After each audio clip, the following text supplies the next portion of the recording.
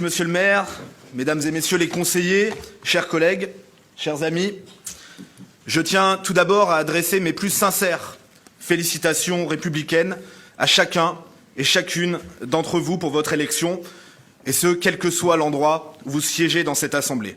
Et bien sûr, à adresser mes plus sincères félicitations républicaines à vous aussi, monsieur le maire. C'est un véritable honneur que nous ont fait les Niçois en nous permettant de les représenter au sein du conseil municipal de notre cité.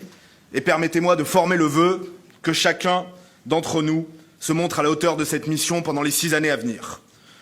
En mon nom et au nom de l'ensemble des élus de la liste Retrouvée Nice, je souhaite remercier les électeurs niçois qui nous ont accordé leur confiance dans un contexte largement troublé par la crise sanitaire et nous ont désignés comme la seconde force politique et donc principale opposition du conseil municipal.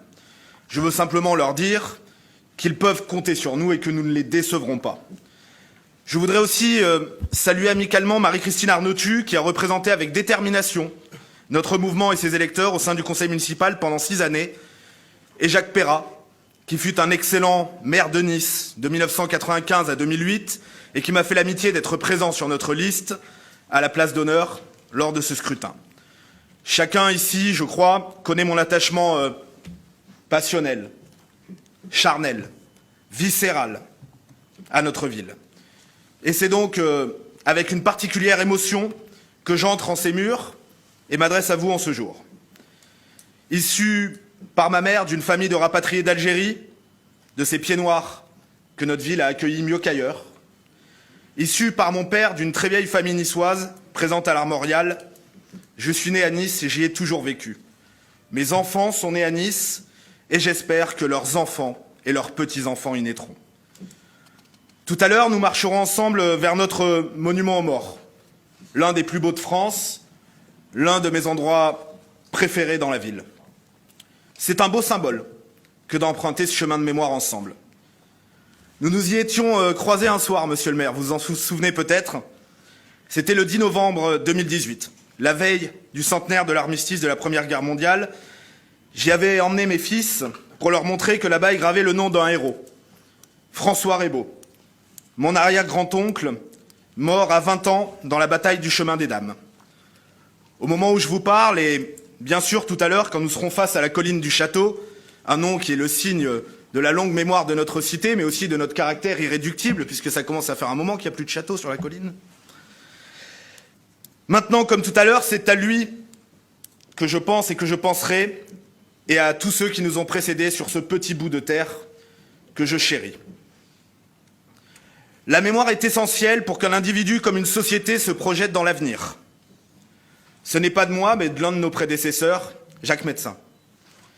Et c'est tout le sens de mon engagement, de notre engagement, préserver et transmettre. Permettre à notre ville de rester elle-même, et donc refuser qu'elle devienne une ville-monde ou une métropole comme une autre, perdant son âme et devenant presque hostile à des Niçois qui se sentent devenir comme étrangers dans leur propre ville. Permettre aux générations à venir d'y trouver leur place, pour y bâtir leur vie, et donc refuser les choix politiques qui les contraignent trop souvent à quitter leur ville, à l'exil, et qui font parfois passer les autres avant les nôtres.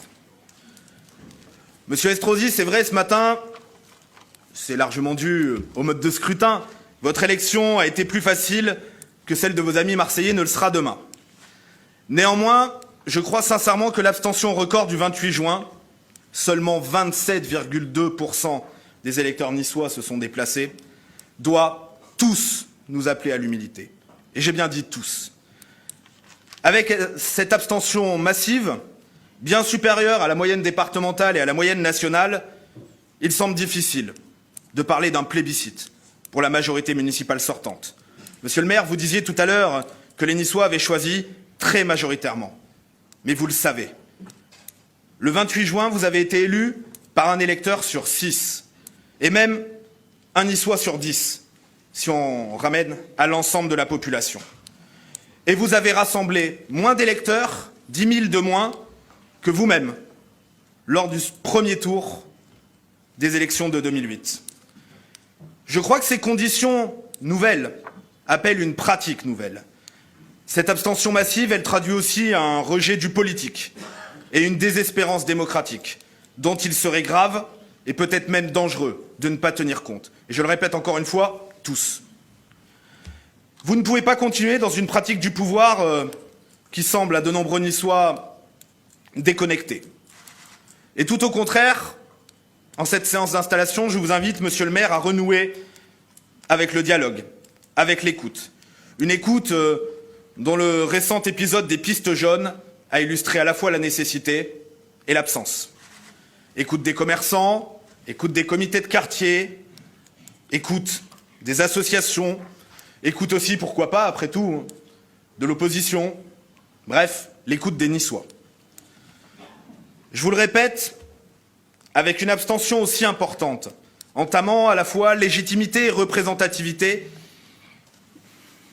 il apparaît fou de vous entêter dans votre volonté de destruction d'Acropolis et du Théâtre national de Nice. Vous savez pertinemment que même les Niçois qui ont voté pour vous ne l'ont pas fait pour soutenir cette idée. Je vous demande solennellement de renoncer à ce projet, qui entraînera encore notre ville pendant des années, peut-être 10, dans des années de travaux supplémentaires, qui creusera encore la dette, qui n'en a pas besoin, et qui aura forcément des conséquences fiscales. Si vous refusez d'être raisonnable, alors consultez les Niçois. Donnez-leur le choix à travers un référendum local. Vous affichiez tout à l'heure votre soutien à un référendum d'initiative populaire. Ayons un référendum dans notre ville. Posez la question aux Niçois. Acceptez que nous sommes entrés dans une période qui ne peut plus voir de telles décisions, avec un tel impact, avec un tel coût, être prises sans demander leur avis aux habitants. La démocratie locale, chers collègues, elle ne peut pas s'exprimer que tous les 6 ans. On ne peut pas, dans les conditions qui sont les nouvelles conditions de l'expression démocratique dans notre pays, considérer qu'un seul vote décide de tout, verrouille tout. Surtout, nous ne pouvons pas laisser sur le côté tous les électeurs, 72%. 72% des électeurs niçois ne sont pas allés voter le 28 juin. Nous ne pouvons pas laisser sur le côté de la route démocratique ces 72% d'électeurs. Au contraire, il est de notre devoir de leur permettre de se réapproprier le débat public.